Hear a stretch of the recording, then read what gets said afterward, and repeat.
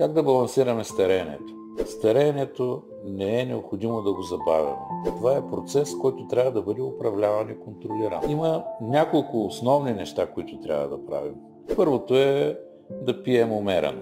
Второто е да намерим лекар, който все пак се занимава с геронтология и с стареене и регенерация на тялото. Третото е да решим, че е необходимо да намалим обема на приема на храна. Четвъртото е, разбира се, да се откажем от най-лошия навик в човешката цивилизация – тютюнопушенето. Не е необходимо да се отказваме от употребата на алкохолни напитки. Въпросът е, че трябва да бъдат умерено употребявани.